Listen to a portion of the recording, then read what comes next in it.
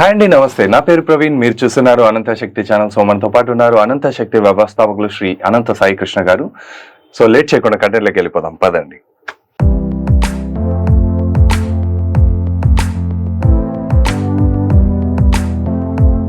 Sir నమస్తే. నమస్తే Praveen. Sir, ఇప్పుడున్న పరిస్థితులలో మామూలుగా సొసైటీలో ఒక్కరోజు డబ్బులు లేకుండా బతికి చూపించగలుగుతామా? అది అసాధ్యం ప్రవీణ్. ఇప్పుడు చూడండి, ఒకటేసారి చెప్పేస్తారు సార్ అసాధ్యమని. ఉన్న వాస్తవం ప్రవీణ్ ఇది. ఇప్పుడు చూడండి, మనకు పంచభూతాలు ఉన్నాయి. పంచభూతాలు లేకుండా మనిషి మనగడ జీవితం అనేది సాధ్యమవుతుందా? లేదు, అసలు మిషన్ ఇంపాసిబుల్, అసాధ్యమే సార్. అంతే కదా. సేమ్ మన జీవితాలు కూడా డబ్బు అనే ఒక యంత్రంతో ముడిపడింది. ఇంకో పంచభూతంలా తయారైంది సార్. ఆరో పంచభూతం. పంచభూతాలు లేకుండా మనిషి అయితే ఎలా జీవించలేడు, డబ్బు లేకపోతే కూడా మనిషి జీవించలేడు. ఓకే. ఎందుకంటే మనం ఏది చేయాలన్నా కూడా మొత్తం మన జీవితం మొత్తము డబ్బుతోనే ముడిపడింది. ఈరోజు ఒక వ్యక్తి ఇంట్లో నుండి బయటకు వస్తే తిరిగి ఇంటికి వెళ్ళేంత వరకు ప్రతిదీ ఎక్కడో చోట మన వ్యవహారాలన్నీ డబ్బుతోనే ముడిపడి జరుగుతున్నాయి కదా. ఖచ్చితంగా, ఆల్మోస్ట్ అన్ని. ఈ రోజు పొద్దున్న లేచినాను అంటే నేను ఒకరికి డబ్బులు ఇవ్వడం గానీ, వాళ్ళు నాకు డబ్బులు ఇవ్వడం గానీ, లేదంటే వాళ్ళకు ఒక పని చేసి పెట్టడం గానీ, ఆ పనికి సంబంధించిన డబ్బులది గానీ ఏదో ఒకటి. సో డబ్బు అనేది లేకుండా మనం ఒకసారి మనం ఊహించుకోగలమా? కొలమానం ఉండదు కదా సార్. కొలమానం ఉండదు. డబ్బు లేకపోతే మనిషి జీవితం అనేది లేదు. ధనం మూలం ఇదం జగత్. ప్రతిదీ ఈ కలియుగంలో డబ్బుతోనే ముడిపడింది. సాక్షాత్తు కలియుగ దైవమైన శ్రీ వెంకటేశ్వర స్వామి కళ్యాణం చేసుకోవడానికి కూడా కుబేరుడి దగ్గర అప్పు తీసుకుని పెళ్లి చేసుకున్నాడు. దేవుడికే పట్టింది. మనం కూడా అప్పులు చేసి చేసుకుంటాం సార్. మానవులము మనకెంత అది సాధ్యమేనా? కాబట్టి ప్రతిదీ డబ్బుతోనే ముడిపడింది. ఓకే. కాబట్టి ఇప్పుడున్న ఈ కలియుగంలో డబ్బు ఉంటేనే మనిషికి వాల్యూ, ఎక్కడికి వెళ్ళినా కూడా ఒక స్థాయి, ఒక హోదా అనేది ఉంటుంది. డబ్బు లేనప్పుడు చూడండి, మనకున్న గౌరవం కావచ్చు, మనకి ఇచ్చే మర్యాదలు కావచ్చు, వాటిలో తేడా అంటూ ఉంటుందా లేదా? Definitely sir. ఎందుకంటే డబ్బు ఉన్నప్పుడు ఒకలా ఉన్నారు, డబ్బు లేనప్పుడు ఒకలా ఉన్నారు అని చాలా పెద్ద పెద్ద వాళ్ళు సెలబ్రిటీస్ లెవెల్లో కూడా చెప్తున్నారు. అసలు మామూలు చిన్న వాళ్ళలో మిడిల్ క్లాస్ గానీ వీళ్ళు కానీ చెప్తుంటే పెద్ద జనరలైజ్డ్ గా అనిపిస్తుంది. డబ్బు ఇంకా మామూలే కదా అంటాం. కానీ పెద్ద పెద్ద వాళ్ళు లైక్ ఈయన ఎవరు మీరు చెప్తుంటారు, పూరి జగన్నాథ్ డైరెక్టర్ గానీ వాళ్ళు కానీ చెప్తున్నప్పుడు వాళ్ళ ఇంటర్వ్యూలు కొన్ని చూస్తుంటారు కదా, మీరు అనేది వాళ్ళు చెప్పింటే నాకు అసలు అనిపిస్తుంది, ఓకే సార్ ఇది అనేది వాళ్ళు ఆల్రెడీ పెద్ద పెద్ద వాళ్ళు ఎక్స్పీరియన్స్ అయినవి ఇవి అని చెప్పేసి. ఎగ్జాక్ట్లీ నిజం ప్రవీణ్. నేను ఎక్కువగా నువ్వు చెప్పావు కదా పూరి జగన్నాథ్ అని, నేను ఎక్కువగా ఆయన చెప్పే మాటలు వింటూ ఉంటాను నేను రెగ్యులర్ గా. ఓకే. అసలు జీవితం అంటే ఆయన ఎలాగుంటాడు తెలుసా? మనం చాలా సార్లు మాట్లాడుకున్నాం, సాక్షిభూతంగా ఉండండి అని చెప్తున్నాం. ఆ డబ్బు విషయంలో ఆయన అలాగే ఉంటాడు. ఓకే. అసలు మనం లాస్ట్ టైం కూడా ఒకసారి మాట్లాడుకున్నాం, ఫిలిం ఇండస్ట్రీలో పూరి జగన్నాథ్ సంపాదించినంత డబ్బు ఎవరు సంపాదించలేదు. బట్ ఆయన పోగొట్టుకున్నంత డబ్బు కూడా ఎవరు పోగొట్టుకోలేదు. బట్ ఈ రోజు ఆయన పోయిందని బాధపడట్లేదు, ఉంది కదా అని సంతోషపడట్లేదు. ఆయన ఫ్లాప్ వచ్చినా అలాగ ఉంటాడు, హిట్ వచ్చినా అలాగ ఉంటాడు. అసలు హైలైట్ ఏంటంటే వాళ్ళ కొడుకుని జిమ్ లో జాయిన్ చేసేది ఉంది కూడా సార్. మీరు చెప్పిన తర్వాత వాళ్ళ కొడుకుది కూడా కొన్ని ఆలితో సరదాగా అదేమంటారు ఎపిసోడ్స్ ఉంటాయి కదా ఆయనవి. అది చూసినప్పుడు నాకు అనిపించా, వాళ్ళ కొడుకుని జిమ్ లో క్లీనర్ గా పని చేయించడానికి పంపించినాడు. ఆయన ఎక్కడనో చూసినాడని అనుకున్నాడు కానీ పూరి జగన్నాథ్ కొడుకు అనే లోపల ఆ మంచి మిమ్మల్ని నేను పనిలో పెట్టుకోలేను అని చెప్పి పంపించేసినాడట. నిజం ప్రవీణ్. అది ఎందుకంటే ఒక పిల్లల్ని పెంచే పద్ధతి అలాగే ఉండాలి. ఎప్పుడైతే డబ్బున్నా గానీ, అన్ని కోట్లు ఉన్నా గానీ. ఇప్పుడు చూడండి, మీ అబ్బాయిని చూడండి ఒకసారి, మీరు పూరి జగన్నాథ్ గారి అబ్బాయిని ఒకసారి, అబ్బాయి మాట్లాడే విధానం గానీ, ఆ బిహేవియర్ కూడా చూడండి. అసలు వాళ్ళ నాన్నకి ఆ పిల్లోడికి ఈక్వల్ క్యారెక్టర్ ఉంటుంది ఆల్మోస్ట్. ఎందుకంటే డబ్బు ఉంది కదని డబ్బు ఉన్న అబ్బాయిని పెంచినట్టు పెంచలే. ఆ అబ్బాయి కూడా డబ్బు వాల్యూ తెలుసు ఇప్పుడు. కాబట్టి ప్రతిదీ డబ్బుతోనే ముడిపడింది ప్రవీణ్. ఇప్పుడు డబ్బే జీవితం, డబ్బే సర్వం, డబ్బే సర్వస్వం. డబ్బు లేకపోతే మనం ఊహించుకోలేము. అసలు జీవితం అనేది అస్తవ్యస్తం అయిపోతుంది. ఒక గంట కూడా పని కాదు, అసలు జరగదు. నీకు ఒక ఎగ్జాంపుల్ చెప్తా ప్రవీణ్, ఇప్పుడు ఒక ఉదాహరణ చెప్తా విను. నువ్వు పాకెట్ లో అసలు ఏమి విత్ 1 రూపీ కూడా లేకుండా ఒకసారి బయటకు వెళ్ళి చూడండి. టు బి ఆనెస్ట్ కాన్ఫిడెంట్ గా వెళ్ళలేను సార్. జాబ్ లో ఒక 2000 లేని బయటకు వెళ్ళలేరు. ఎందుకంటే ఇప్పుడు ప్రతిదీ ఏది చేయాలన్నా డబ్బుతోనే ముడిపడింది. అవును. ఎక్కడికి వెళ్ళినా కూడా డబ్బు, నేనేం చెప్తున్నానంటే డబ్బు అనేది శాశ్వతం. మనిషి భూమి మీద ఉన్నంత కాలం చివరికి మట్టిలో కలిసిపోయిన తర్వాత కూడా మొత్తం మనకి జరిగే కార్యకలాపాలను కూడా డబ్బుతోనే ముడిపడి ఉంటాయి. పుట్టేదాని కాడి నుంచి చచ్చేదాకా. అంతే కదా. ఇప్పుడు ఎలాగంటే ఇది కలియుగం ప్రవీణ్. ఇప్పుడు చూడు, నేను ఏం చెప్తున్నా అంటే ఇప్పుడున్న ఈ జనరేషన్ కావచ్చు, ఈ మానవ జీవన విధానంలో కావచ్చు, డబ్బుకు ఉన్నంత ప్రాముఖ్యత దేనికి లేదు. కాబట్టి నేను ఏం చెప్తున్నా అంటే ఒక వ్యక్తి స్ట్రగుల్ అవుతున్నాడు అంటే కూడా దాంట్లో 90% ఫైనాన్షియల్ ప్రాబ్లమ్సే ఉంటాయి. నాకు వచ్చే కాల్స్ కూడా నేను ఏం చెప్పానంటే ఎక్కువ ఎవరిని కదిలించినా 3 సమస్యలు ఉంటాయని మనం మాట్లాడుకున్నాం చాలా వీడియోలో. ఆ 3 సమస్యలు నాకు వచ్చే కాల్స్ ఎలాగుంటాయంటే డబ్బు గురించే ఉంటుంది. ఎందుకంటే ఈ డబ్బు అనేది మనిషిని ఒక చోట స్థిమితంగా ఉన్నివ్వదు. మీరు ఎవరైనా ఆర్థిక ఇబ్బందులు ఉన్న వ్యక్తిని చూడండి, ఉదయం మీకు కావాల్సింటే ఒకసారి అలాగా మార్కెట్ లో వెళ్ళి ఎక్కడైనా మన టీ హోటల్ కానీ ఇలాగుంటే చూడండి, వాళ్ళు ఆలోచన చేస్తూ టీ తాగడం, ఆలోచన చేస్తూ మాట్లాడుకోవడం ఇవన్నీ జరుగుతుంటాయి. సిగరెట్ తాగుతుంటారు, టీ తాగుతుంటారు, సైమల్టేనియస్ బుర్రలో ప్రాసెస్ స్టార్ట్ చేసి కానీ వాళ్ళ మైండ్ లో మాత్రం అంత డబ్బు చుట్టే తిరుగుతూ ఉంటుంది. ఒక ఇద్దరు ఫ్రెండ్స్ మాట్లాడేటప్పుడు చూడండి, వాళ్ళ బాడీ మాత్రం అక్కడ ఉంటుంది, మైండ్ అనేది ఆబ్సెంట్ అయి ఉంటుంది. ఫైనాన్షియల్ ప్రాబ్లం గురించి మొత్తం మాట్లాడుతూ ఉంటారు.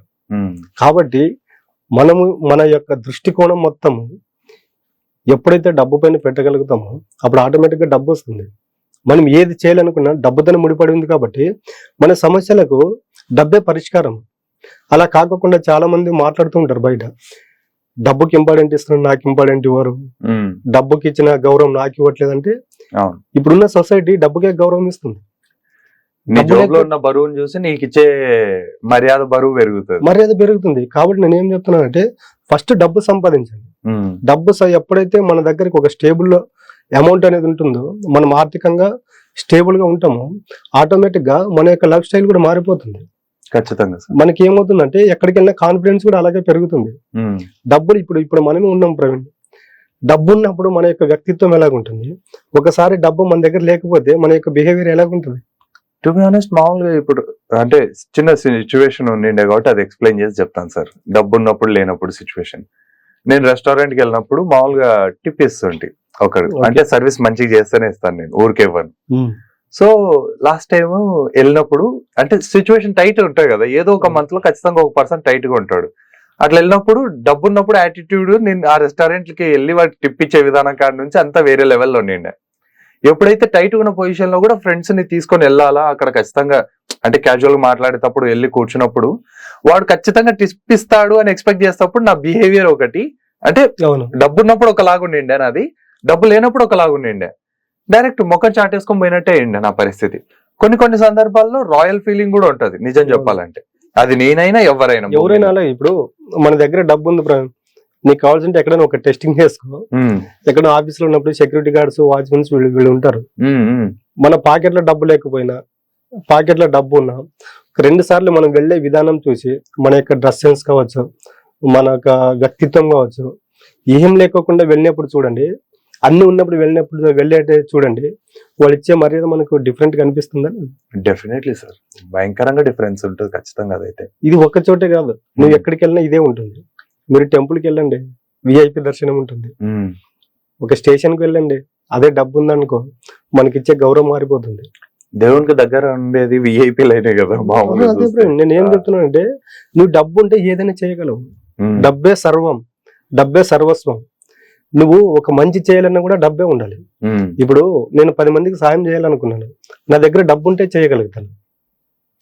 అంతేనా? ఇప్పుడు పెద్ద ట్రస్టులు రన్ అవుతున్నాయి, ఎలా రన్ అవుతున్నాయి? డబ్బే కదా. మంచి చేయాలన్నా చెడు చేయాలన్నా డబ్బే. డబ్బు లేకపోతే ఏం చేయలేము. చాలా మందికి చెయ్యాలని ఉన్నా కూడా చెయ్యలేరు, ఎందుకంటే వాళ్ళ ఆర్థిక స్తోమతలు దానికి సరిపోవట్లేదు. చాలా మంది ఇప్పుడు రోడ్డు మనము వెళ్తూ ఉంటాము, రోడ్ల పైన ఎవరో చూస్తే మనం కొంచెం బాధ కలిగే సన్నివేశాలు కలుగుతూ ఉంటాయి. పిల్లలు అడుక్కోవడం గానీ, ఆ ఫుడ్ కోసం ఇబ్బంది పడడం గానీ, మనకి హెల్ప్ చేయాలని ఉంటుంది.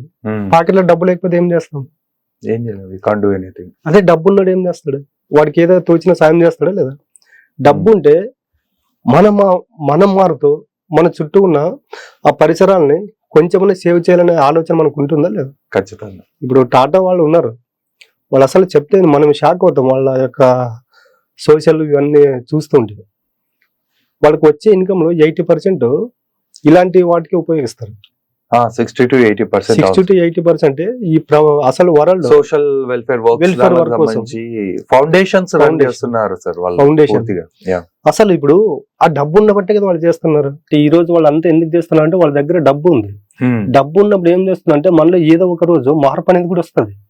అరే నేను ఇంత సంపాదించాను, రేపు వెళ్ళేటప్పుడు నేనేం తీసుకెళ్ళలేను కదా, Yes, sir. అదే 10 మందికి ఉపయోగపడాను అనుకో, నేను పోయినా కూడా అది చేసిన ఆ మంచి పని అనేది ఉంటుంది కదా అనేది వాళ్ళు ఆలోచన చేస్తున్నారా లేదా? ఖచ్చితంగా సార్. మళ్ళీ ఆ రోజు వీళ్ళకి ఈ ఆలోచన రావడానికి కారణం ఏంటి? డబ్బే కదా. కాబట్టి డబ్బు ఉంటే మనిషి ఏదైనా చేయగలడు ప్రవీణ్. Yes. కాబట్టి ఇప్పుడున్న ఈ కలియుగంలో డబ్బే సర్వం, డబ్బే సర్వస్వం, మొత్తం మానవ జీవితం అనేది డబ్బుతోనే ముడిపడింది. కాబట్టి ఒక వ్యక్తి తనకి ఎన్ని సమస్యలు ఉన్నా కూడా డబ్బు సంపాదించాలి అనే ఒక చిన్న కోరికతో తన యొక్క లైఫ్ స్టైల్ చేంజ్ చేసుకున్నాడు అనుకోండి, మొత్తం వాళ్ళ జీవితమే మారిపోతుంది. వాళ్ళ కుటుంబంలో ఉన్న వ్యక్తుల జీవితాలు కూడా మారిపోతాయి. డబ్బు లేకపోతే ఏది చేయలేము. కాబట్టి మనకి ఎన్ని సమస్యలు ఉన్నా డబ్బే మూలం. కాబట్టి డబ్బు సంపాదించాలని ఒక చిన్న కోరిక, ఎందుకు సంపాదించాలి అనే ఒక చిన్న కోరిక ఒక వ్యక్తి యొక్క మైండ్ లోకి వచ్చింది అనుకోండి, ఖచ్చితంగా డబ్బు సంపాదిస్తాడు. సో డబ్బులు లేకుండా అయితే బతకలేము. అసలు అసాధ్యం అది. డబ్బు లేకపోతే బతకడం అనేది అసాధ్యం. ఇప్పుడు 2 వ్యక్తులు ఉన్నారు, డబ్బు లేనివాడు రోడ్డు పైన అడుక్కు తింటుంటాడు, డబ్బు ఉన్నవాడు అదే రోడ్డు పైన వెహికల్ పైన కార్ల పైన వెళ్తున్నాడు లేదా?